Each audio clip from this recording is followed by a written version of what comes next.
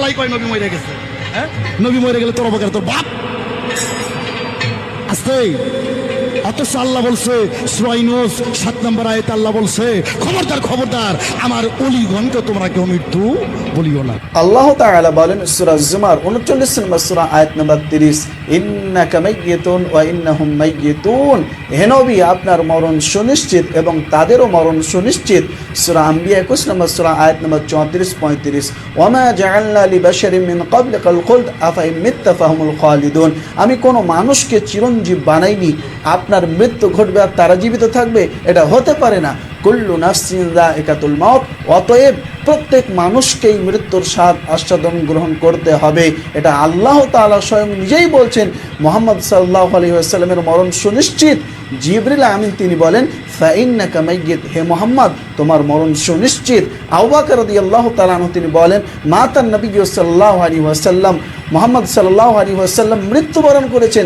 আম্মা জানা আয়েশা রাদিয়াল্লাহু তাআলা আনহা তিনি বলেন মাতান নবী সাল্লাল্লাহু আলাইহি ওয়াসাল্লাম বাইনা হাকিনাতি ওয়া দাকিনাতি, রাসূলুল্লাহ সাল্লাল্লাহু আলাইহি ওয়াসাল্লাম আমার রানে মাথা রেখে তিনি মৃত্যুবরণ করেছেন। এবার আপনি কাকে গালি দিলেন ভাবুন একটিবার।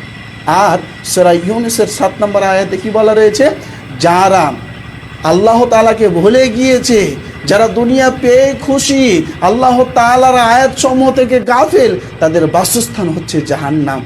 কোথায় রয়েছে ওলিগণকে তোমরা মৃত্যু বলো না, মৃত বলো না?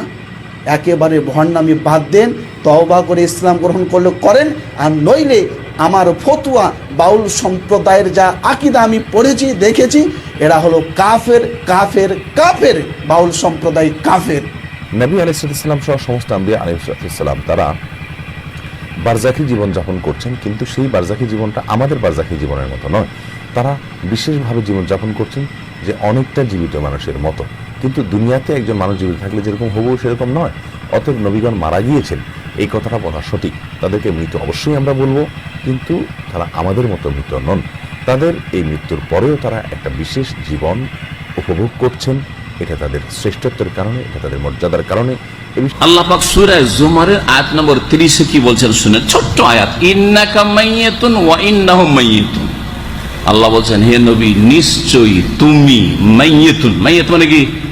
আপনার ক্ষেত্রে আমার ক্ষেত্রে বলা যায় অমুক ব্যক্তি মারা গেছেন, তেমনি রাসূলের ক্ষেত্রেও মারা গেছেন, কথা কোরআন হাদিসে উল্লেখ আছে। সুতরাং নবী মারা গেছেন, নবী বেঁচে নেই।